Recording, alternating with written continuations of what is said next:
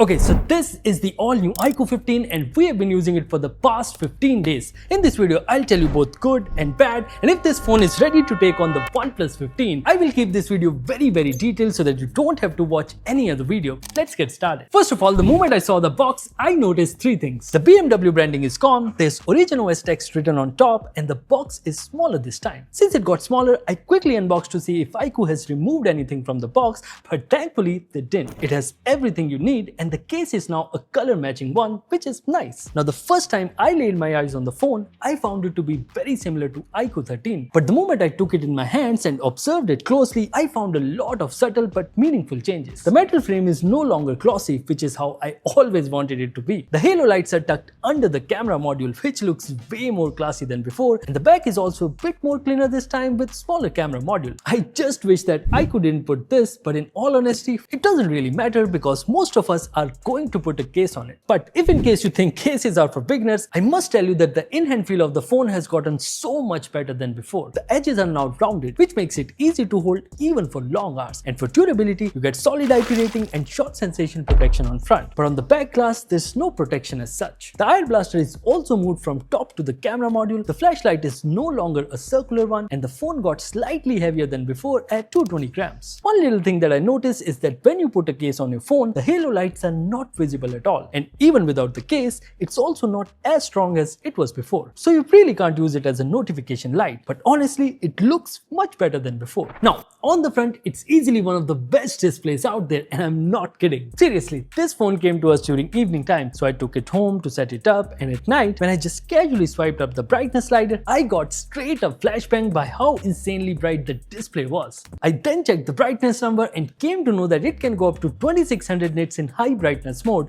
which is just crazy. For those who don't know, HBM basically means how bright this display can get in regular usage as well as under bright sunlight. Honestly, most phones barely touch 2600 nits even in peak brightness, and this one does that just in HBM. We also tested it with the lux meter, and it easily reaches 2700 nits in HBM, and for HDR it goes up to 4300 nits. This is a huge jump from iQOO 13, and even against the competition, this is just so much brighter. The reason behind this solid improvement is that iQOO is using the latest Samsung M14 OLED panel, and that too without a polarizer. By the way, it's the same display that Samsung will be using on their S26 Ultra, which kind of sums it up, isn't it? Specs wise, it's a 2K LTPO panel that refreshes at 144Hz. You also get ultrasonic fingerprint scanner at a comfortable position, and there's an anti-reflective screen protector pre-applied, and it does a good job cutting down reflections. And if you're wondering, these are the PWM numbers and touch sampling rates. Watching content on this display is also a pure delight. You get proper Dolby Vision support, and the sound from the dual stereo speaker is also very well separated. And yeah, there was this time when I was watching Dolby Vision content on Netflix and I had to lower the brightness. And if you're playing music, 60 to 70% volume is more than enough to fill a small to medium room. See, I can go on and on about the display, but the thing is, iQOO has always been known for the performance, which is kind of given, but this time they have nailed the display as well. And speaking of nailing things, they have done the same with the software as well. Yes, they have taken a big leap from FunTouch OS to Origin OS, and iQOO 15 is the first phone to come with Origin OS 6 out of the box. And yeah, they now promise 5 years of OS updates and 7 years of security patches. Experience wise, it's much better than before. Animations are a lot smoother, the features are plenty and useful, and in the last couple of updates, we got the missing Chinese features too. The bloatware, the lock screen poster and VStore app are still there, and the AI features are also pretty basic, but still, it's a move in the right direction. One of my favorite features is that you can just long press and drag any photo into the Origin Island, and it'll show you all the apps where you can just share that photo. And not just photos, you can do it with phone numbers, maps, or even URLs. I also like the flip cards animation on lock screen. It looks really cool.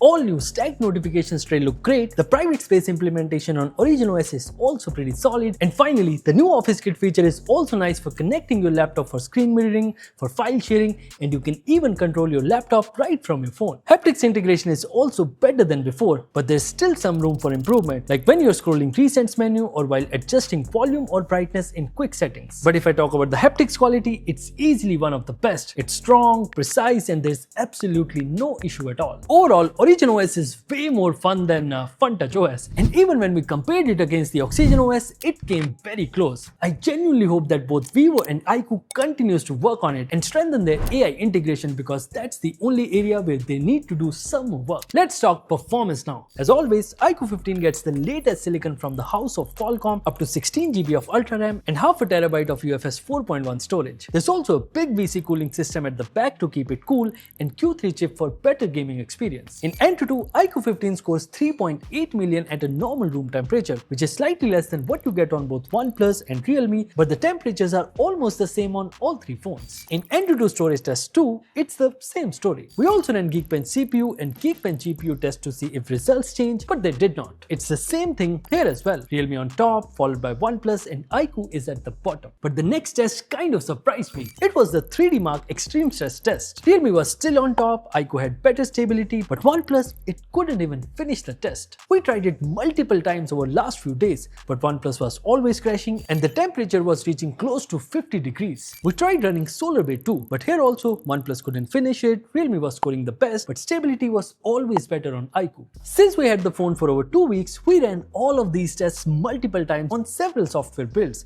but the results that we are showing you here are from the latest update on all three phones. If I talk about gaming, we played all the popular titles on this phone, and this time we did not just play for 10 minutes, which you guys hate. We played each game for 30 minutes and ran multiple sessions. As you can see, the average FPS numbers are solid in each game and the temperatures are also well in control, no problems at all. You can also run BGMI and COD Mobile at 144 FPS and Genshin at 120 FPS with super frame rate option, and there's even ray tracing support in Genshin. And yeah, the 4D game vibration is really good this time. Apart from benchmark and gaming, this phone treats everything as flight usage. Okay, so there was this time when I was going from Noida to Gurgaon and also coming back, and throughout my journey I had Android Auto running, I was playing music, I was also taking calls, and even throughout the entire journey there was no overheating, no slowdown, and it still didn't kill any app from the memory. I also remember taking camera samples back to back, including photos and videos, because the cameras are not a downgrade and the phone was not even warm to touch. I also did not experience any bugs at all, which I'm so used to from my iPhone.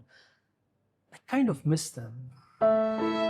Overall, the performance on this phone is just top notch. Let's see if it's the same for the cameras. Specs wise, it's the same main and ultra wide, but the telephoto is upgraded to a 3x optical zoom and the selfie camera also has a bigger field of view. Let me show you some selective camera samples. In daylight, all three cameras capture some really good photos. The colors, the details, the punchiness, everything is spot on. And even in challenging situations when there's sun in the frame, the photos still turn out great. But if you take a shot of the same scene from three cameras, you will notice significant color difference between the main, the ultra wide and telephoto. In nighttime and low light also, the photos don't look bad at all. The lights are handled well and there's not a lot of noise in the photos. Portraits are also good to go for social media. I won't say that the colors are natural, the skin tones are accurate, but the end result comes out good. Basically, you will like what you see. And finally, in selfies, you can fit more people because of the bigger field of view and the photos also look very punchy. If I talk about the videos, they also come out nice with rich colors, good dynamic range, and the stability is also good enough. You can also switch between lenses while recording, and yes, you do get 4K 60 on all the cameras, but there's no high-res lock support like Samsung or iPhone. I also took some side-by-side photos from OnePlus 15 and iQOO 15 both in daytime as well as night. Let me know in the comments which ones you like better. Battery is another area where iQOO 15 took a big jump from 6000 mAh to 7000 mAh.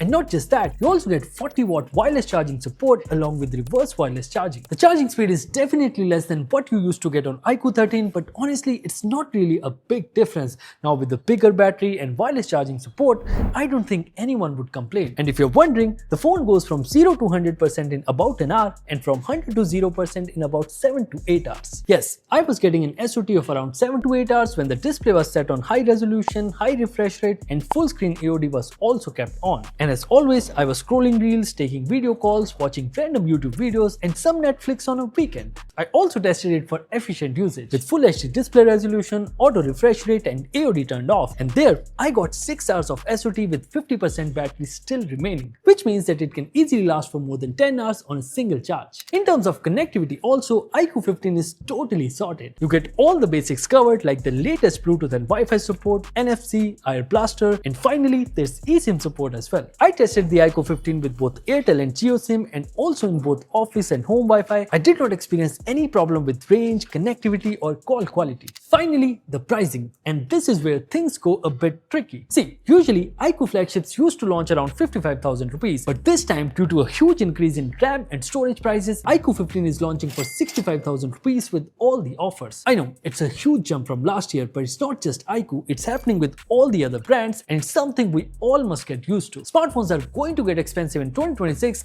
and that's the harsh reality. But for now, keeping the price aside, iQOO 15 is a solid upgrade over iQOO 13. You get solid performance with the most powerful processor, the display is the best you can get, and the cameras are also better than last year. There's also bigger battery with wireless charging support, and most importantly, the software is now actually fun. This is easily one of the best Android flagships out there. So that's it for this video. Now I have one very important question for you. Do you want us to compare the iQOO 15 with OnePlus 15? Tell me in the comments, and if you guys have any more questions about this phone, feel free to ask us in the comments and we'll answer them. For now, thank you for watching, and I'll see you in the next one.